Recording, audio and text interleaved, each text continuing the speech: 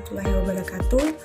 Nama saya Dara Angelita, NIM 50119274. Saya dari Universitas Islam Negeri Sultan Saifuddin Jambi, Fakultas Ekonomi dan Bisnis Islam, jurusan Ekonomi Syariah. Saya membuat video ini untuk memenuhi tugas ujian akhir semester dari dosen pengampu Bapak Z. Haryanto, SHMH. Baiklah, di sini beliau telah menyediakan 3 soal.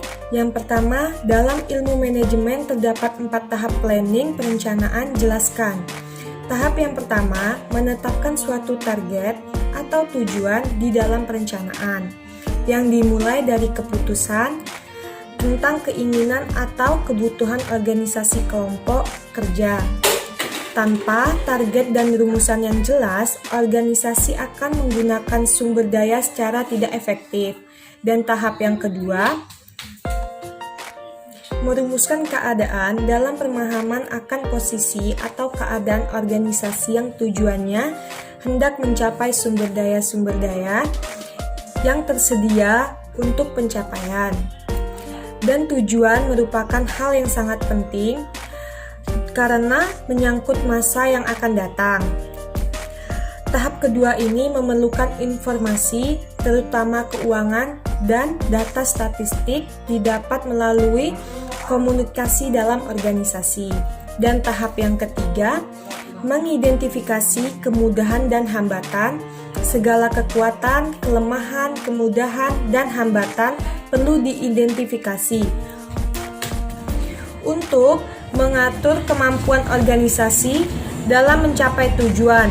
Walaupun sulit dilakukan, antisipasi keadaan, masalah, dan kesempatan, serta ancaman yang mungkin terjadi di waktu mendatang adalah bagian esensi dari proses perencanaan. Dan ada pula tahapan yang keempat. Tahapan yang keempat, mengembangkan rencana atau serangkaian kegiatan untuk pencapaian tujuan. Tahap berakhir dalam proses perencanaan meliputi pengembangan berbagai alternatif kegiatan untuk perencanaan tujuan ataupun pencapaian tujuan. Penilaian alternatif-alternatif ini tersebut memilih pemilihan alternatif terbaik di antara alternatif-alternatif yang ada. Selanjutnya saya akan menjawab soal nomor 2. Ada beberapa teori tentang motivasi, jelaskan.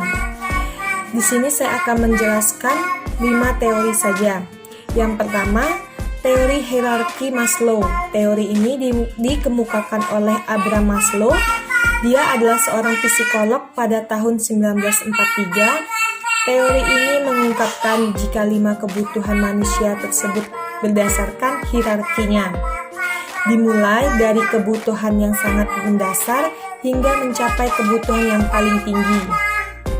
Yang pertama, kebutuhan fisiologis, kebutuhan manusia yang berupa makanan, minuman, pakaian, udara, dan tempat tinggal. Dan kebutuhan-kebutuhan lainnya yang digunakan untuk bertahan hidup. Dan yang kedua, kebutuhan keamanan, merupakan kebutuhan dari rasa aman akan kekerasan fisik ataupun psikis. Dan yang ketiga, kebutuhan sosial.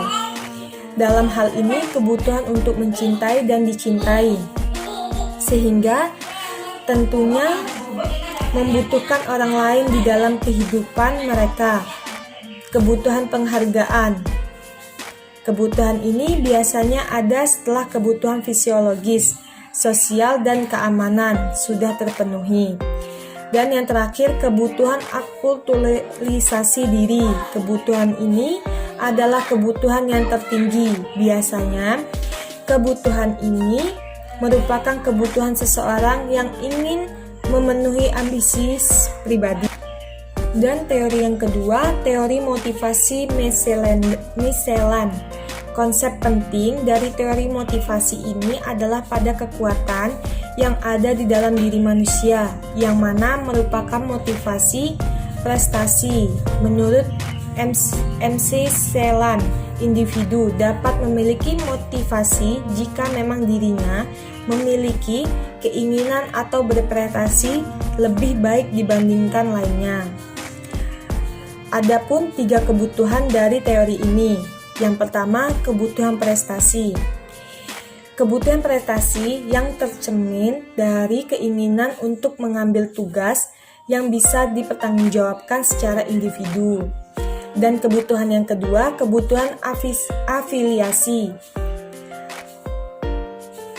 Dan yang terakhir, kebutuhan kekuasaan. Kebutuhan ini dapat terlihat pada diri seseorang yang ingin memiliki pengaruh atas diri orang lain. Mereka harus peka terhadap struktur pengaruh antara satu sama lainnya. Dan yang ketiga, teori X dan Y atau McGregor. Teori motivasi ini menggabungkan dari teori eksternal dan internal yang kemudian dikembangkan McGregor. Gregor merupakan 2 perbedaan dasar dari perilaku manusia. Kedua teori ini yang kemudian dikenal dengan teori X dan Y. Teori-teori X, kebanyakan pekerja itu malas, tidak senang bekerja, bahkan jika bisa akan menghindari hal tersebut. Dan ada juga karena pada dasarnya memang tidak senang bekerja, maka harus dilakukan pemaksaan dan pengendalian. Bahkan diperlukan hukuman serta diarahkan agar dapat mencapai tujuan dari organisasi. Dan yang terakhir, rata-rata pekerja memang lebih ingin dibimbing, memiliki ambisi kecil, kemauan dari diri sendiri atas segalanya. Teori ini memang masih banyak digunakan beberapa organisasi, dikarenakan para manajer menganggap jika anggapan-anggapan dalam teori tersebut adalah benar, serta bisa dimengerti ataupun diamati. Ada pula teori-teori Y. Teori-teori Y dianggap usaha fisik dan mental yang telah dilakukan manusia sama dengan kegiatan bermain dan istirahat. Dan rata-rata seorang akan mau belajar jika dalam kondisi yang layak, tak hanya menerima namun juga ikut mencari tanggung jawab. Dan ada kemampuan yang sangat besar dalam kecerdikannya, daya imajinasi, serta kualitas yang digunakan untuk memecahkan masalah dalam suatu organisasi. Dan suatu pengendalian yang dilakukan dari luar hukuman bukanlah cara yang tepat untuk mengarahkan kepada tujuan organisasi. Namun, memecahkan masalah dalam organisasi yang tersebar luas di seluruh pegawai. Dan adapun teori yang keempat, teori motivasi Herzberg. Teori Herzberg ini sering dikenal sebagai teori 2 faktor atau teori MH. Teori ini menjelaskan bagaimana seorang manajer bisa mengendalikan faktor-faktor yang dapat memberi kepuasan kerja atau tidak berdasarkan penelitian yang ada.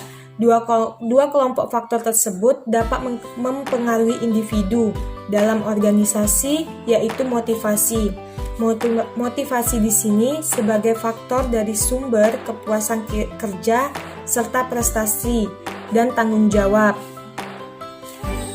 Kelompok dari faktor kedua merupakan iklim baik, yang mana dapat dibuktikan bukan sebagai sumber dari kepuasan kerja, namun sebagai sumber ketidakpuasan kerja.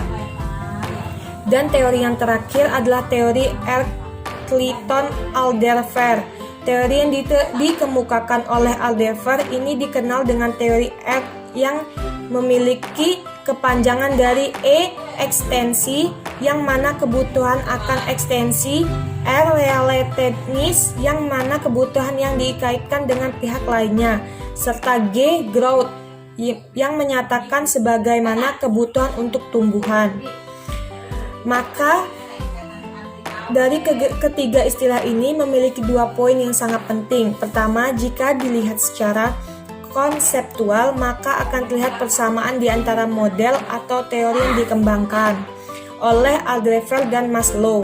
Hal ini dikarenakan ekstensi berkaitan dengan hierarki pertama dan kedua yang ada di dalam teori Maslow. Menjawab soal yang ketiga atau yang terakhir, di mana bunyi soal itu, salah satu sektor yang terdapat pada masa pandemi COVID-19 ini adalah ekonomi, yang menyebabkan tidak sedikitnya perusahaan yang gulung tikar atau menutup usahanya. Andaikan saudara seorang manajer atau leader dalam suatu perusahaan yang mengalami krisis, motivasi apa yang bisa saudara berikan dan sampaikan kepada seluruh karyawan atau pegawai yang secara struktur organisasi berada di bawah kendali Anda? Dalam rangkaian mempertahankan eksistensi atau keberadaan perusahaan, jelaskan dan ilustrasikan motivasi yang dimaksud. Baiklah, saya akan menjawab soal yang telah saya bacakan. Jika saya seorang pemimpin atau seorang manajer dalam sebuah perusahaan, di dalam pandemi COVID-19 ini membuat bisnis sedikit menurun dan banyaknya perubahan dalam bisnis, maka dengan itu saya selaku manajer atau pemimpin akan memberi motivasi dengan cara memberi pemahaman kepada karyawan bahwa adanya kasus COVID-19 ini tidak membuat semangat dalam bekerja menurun, tetapi membuat kita menjadi bersemangat karena akan mendapat pelajaran yang baru ataupun banyak inovasi-inovasi baru dalam pemasaran dan penjualannya. Dan adanya peraturan pemerintah tentang stay at home, jadi para customer sulit melakukan pembelian. Maka kita harus membuat inovasi dengan mengadakan pembelian melalui aplikasi atau pihak online. Dengan itu, customer akan mudah berbelanja dengan secara tetap mengikuti pengaturan dari pemerintah. Ataupun secara online, kita bisa membuat promosi penjualan melalui online juga. Dengan itu, kita bisa meningkatkan pemasukan dalam perusahaan walau dalam keadaan social distancing ataupun stay at home. Jadi, di sini terdapat penegasan agar karyawan tetap bekerja tetapi tetap mengikuti anjuran dari pemerintah. Dan saya akan membuat kebijakan di dalam perusahaan saya tidak akan ada karyawan ataupun pegawai yang di PHK. Dikarenakan jikapun ada, kita harus memikirkan ke depannya bagaimana buat karyawan dan pegawai kita. Dengan adanya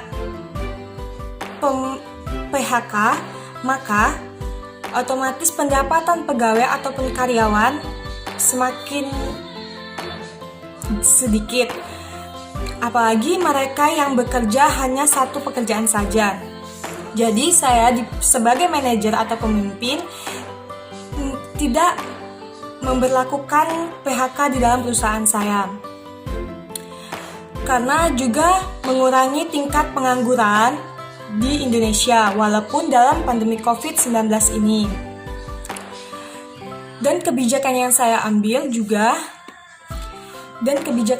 ambil ini tidak hanya semata-mata dengan keputusan saya sendiri, namun kebijakan yang saya ambil tadi adalah keputusan bersama, keputusan dari karyawan dan pegawai-pegawai saya.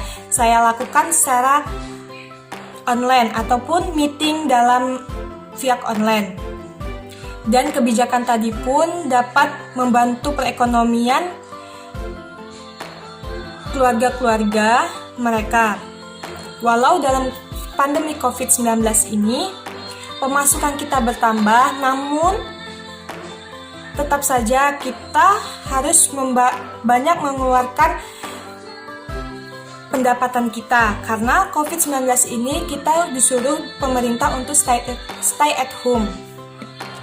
Jadi semua keputusan saya ambil itu adalah keputusan bersama dari saya selaku manajer dan pemimpin dan dari keputusan karyawan dan pegawainya. Baiklah, soal yang telah diberikan beliau sudah saya jawab semua. Maka dengan itu saya akhiri. Wassalamualaikum warahmatullahi wabarakatuh. Terima kasih. Dan untuk Bapak Z. Haryanto SHMH, silakan menonton video saya. Semoga video saya memuaskan. Terima kasih.